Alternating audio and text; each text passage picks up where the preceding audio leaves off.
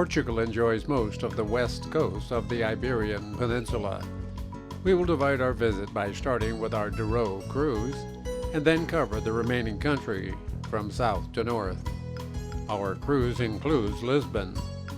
After exploring Lisbon, we will journey by bus north, visiting Sintra and Cascais, en route to Porto. Lisbon's 16th century fortress was a welcome landmark for sailors returning home from their voyages of discovery 500 years ago. Today, the prominent landmark on this waterfront area is the modern Monument to the Discoveries, built to mark the 500th anniversary of the death of Henry the Navigator. This high monument is designed in the shape of a caravel, the distinctively Portuguese sailing ship. Nearby is a monument to the brave aviators who pioneered mail service, traveling south and west across the Pacific to Brazil. They flew a route of over 1,900 miles long in planes literally held together with baling wire. This is the right stuff Portugal was built on and continues to build on today. Facing these monuments and the Tagus River is the National Museum of Archaeology and the sprawling Jeronimos Monastery. Its design and huge doorways evoke the sea and faraway places. The 16th century stone carvings were created in honor of King Manuel, whose reign marked the highest point in Portugal's golden age. In the church, among the many kings and Portuguese heroes, lies the explorer Vasco da Gama, who sailed around the Cape of Good Hope to open the route to India. The National Coach Museum houses one of the finest collections in Europe. Formerly a riding school, it contains royal coaches from numerous countries and spanning 3 centuries. As time passed, the coaches of the rich and famous became increasingly sumptuous. Many contain plush red velvet interiors, gold gilding, and carved exteriors decorated with royal coats of arms. The epitome of extravagance, many of these, with their embellishments, weigh over 5 tons.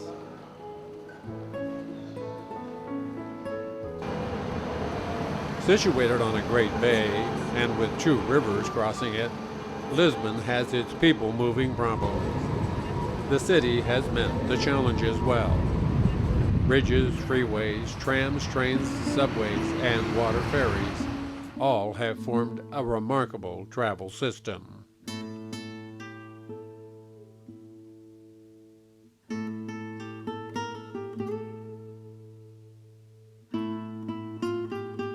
On the south bank of the Tagus, high above, stands the statue of Christ the King, a smaller version of Rio de Janeiro's landmark statue, Christ the Redeemer.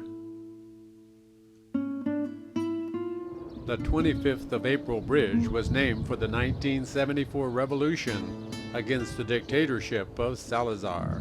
It is a suspension bridge soaring across the Tagus, built in 1966. It is often referred to as the second Golden Gate Bridge, and well, it should be. It was designed by U.S. Steel, the same company that built the Golden Gate Bridge. It looks like an exact twin, only 300 feet shorter. Along the waterfront is Commerce Square.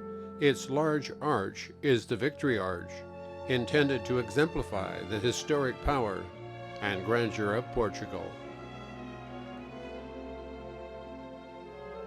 Commerce Square is an interesting district, with pedestrian streets and cafes, the Art Deco shop fronts, and amusing street vendors.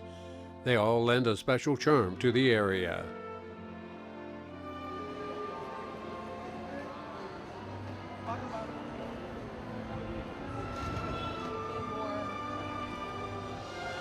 A favorite subject for local artists is the colorful and very useful streetcars or trams.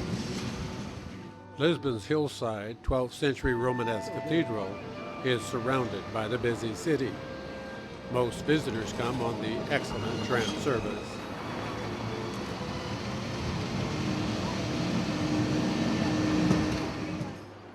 Lisbon probably began as a fishing village on the banks of the Tagus River, and then spreading up the hillsides for better fortification and protection.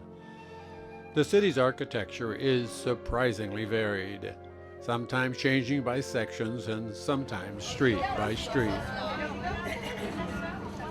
The Alfama is the oldest part of Lisbon. On the slopes above the Tagus is a labyrinth of narrow, medieval streets and whitewashed houses. Some streets are so steep that they are actually steps, others so narrow you must walk in single file. Amid the jumble are churches and markets with cafes and restaurants tucked in. Baixa, or downtown Lisbon, is the heart of the city. It is the main shopping and banking district that stretches from the riverfront, passing through the huge gate of the Arch of Victory. The 148-foot-tall Santa Justa lift connects the lower streets of the Baixa with the higher Carmel Square. From the top story are views of the city, including the ferry and Rocio Square. Buildings tell stories, standing as monuments to the past and next to each other as examples of change. Talented architects blend it all beautifully, like this modern glass structure sitting atop the older traditional building.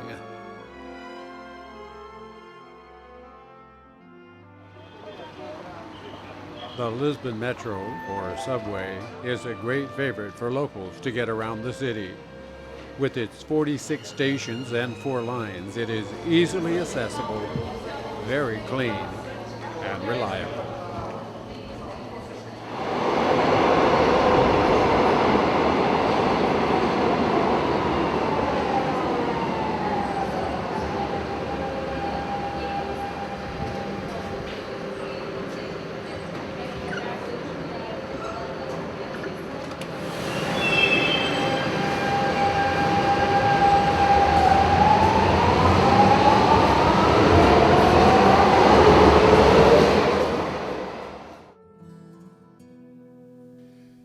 Just south of Lisbon is Setubal.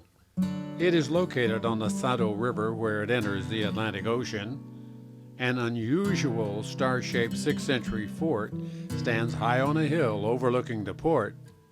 A quite impressive hotel sits atop the fort. The hotel requires a fairly difficult climb up the stone stairs, rising through the massively walled fortification just to visit or stay here, but the views alone are worth it.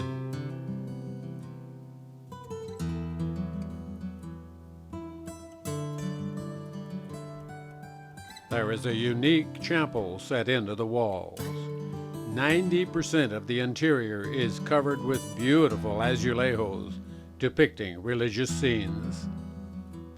The blue and white azulejos were once considered to be the most desirable.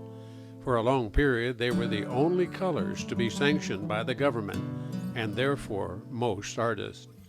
Much of the great artwork, especially religious works, followed this favored path. The views from the castle are exceptional.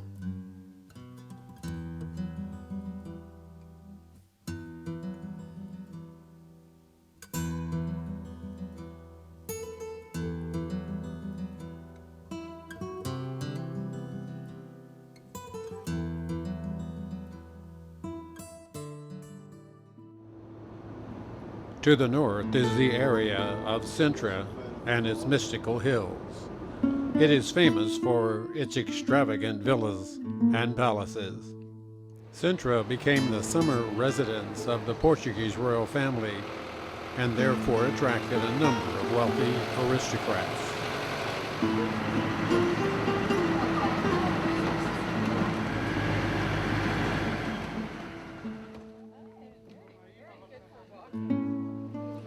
The most famous building is Pena Palace. Built in the 1840s, it is one of Europe's most fantastic palaces. It is often compared to Neuschwanstein and the other mock medieval castles of Ludwig of Bavaria. It includes a drawbridge, a conglomeration of turrets, ramparts, and domes, all washed in an array of pastel shades.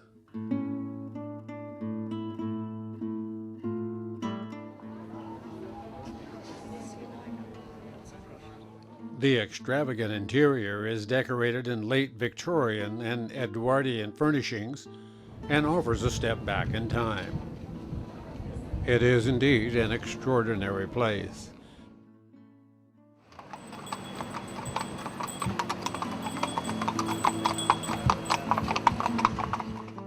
Below the castle is Sintra City. Excellent shopping and cuisine make it a good spot to slow down for a little while.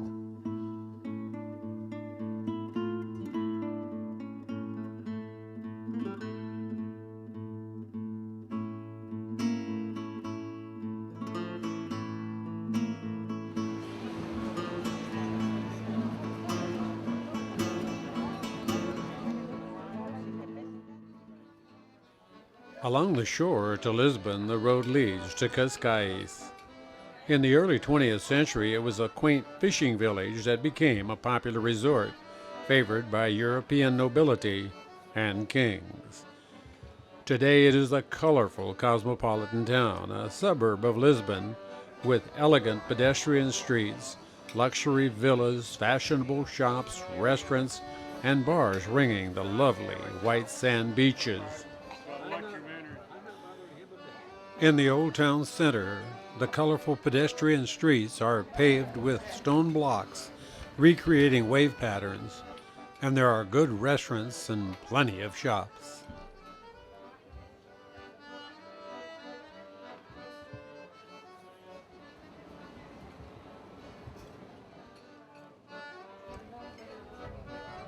Lunch in a beach town is always an adventure, especially when it is fresh from the sea.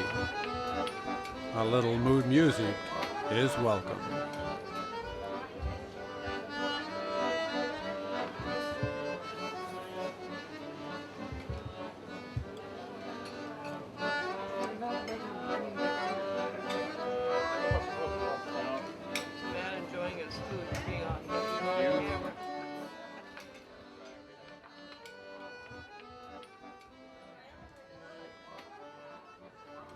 A young girl enjoys a sunny day and lots of attention as she has colorful ribbons braided into her hair.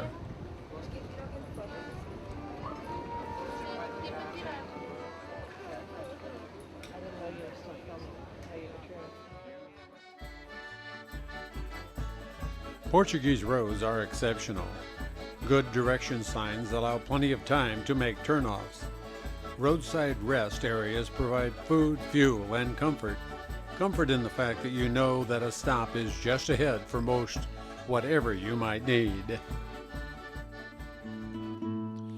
Porto is an ancient port rich from centuries of trade. It is at once modern and steeped in past traditions.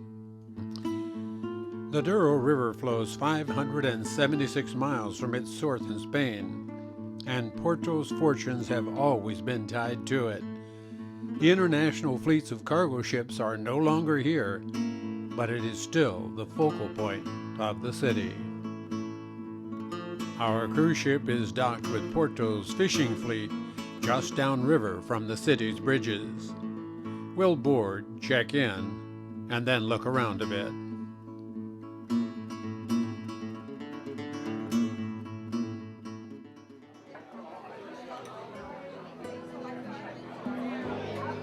From the moment of first arrival, that feeling is there.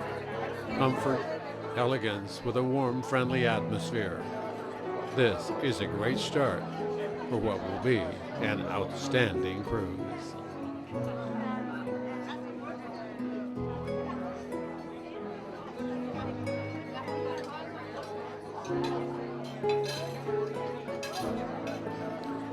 After reception, an excellent dinner and dessert, we are ready to begin our journey.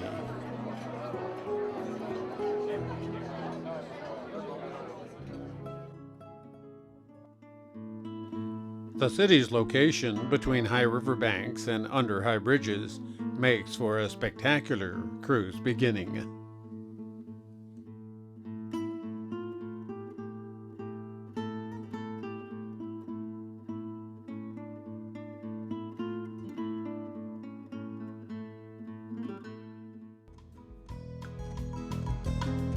From Porto to Barco do Alva, we will make stops to explore, then bus to Salamanca, Spain.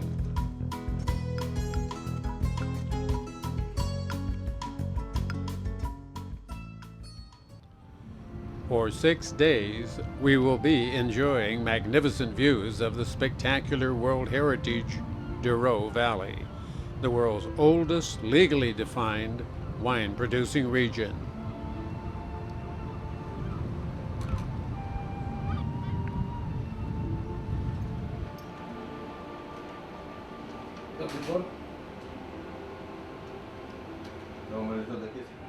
The bridge is the captain's domain, and here he has all the tools necessary for a smooth, safe journey.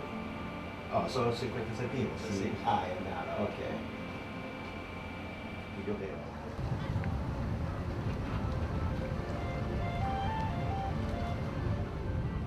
Centuries of cultivation have resulted in carefully terraced vineyards, creating a dramatic landscape along the steep banks of the river.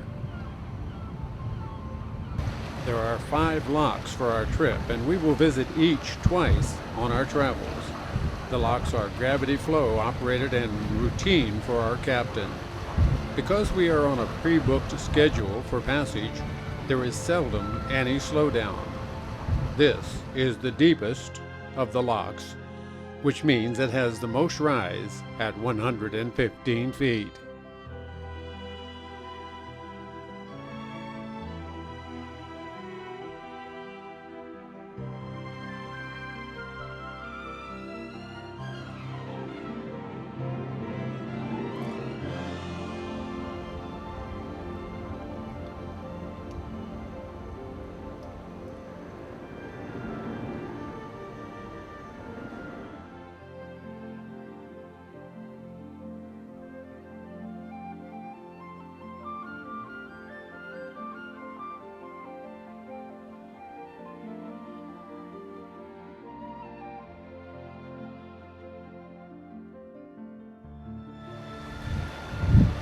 Scenes are picture perfect.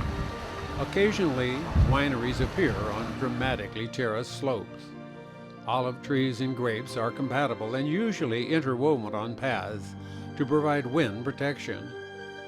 It wasn't planted overnight, but it was done well.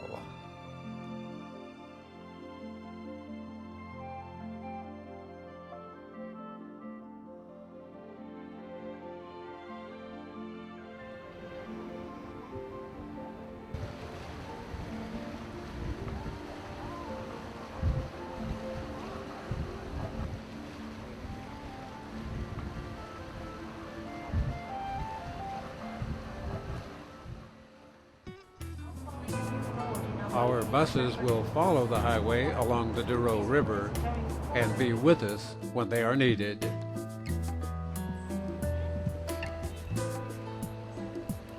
Casa De Mateus is a splendid manor house built in the early 18th century.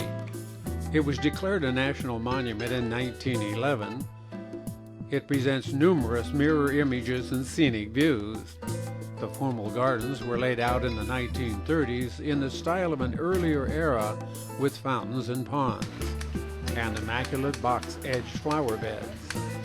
It takes quite a steady eye to maintain the precise edges and symmetry of the plants and topiary.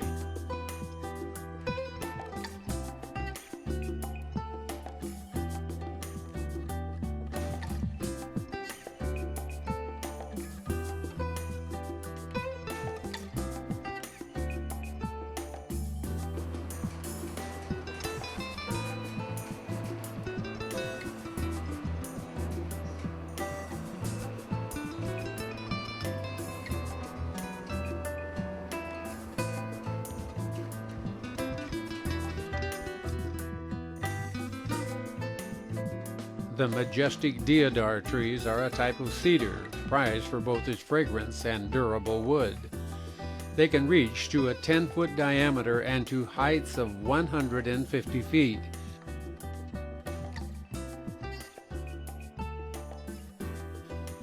The interior of the manor, with its solid dark woods and earthen colors, is full of strength and comfort and gives a feeling that people could still live here today and love it.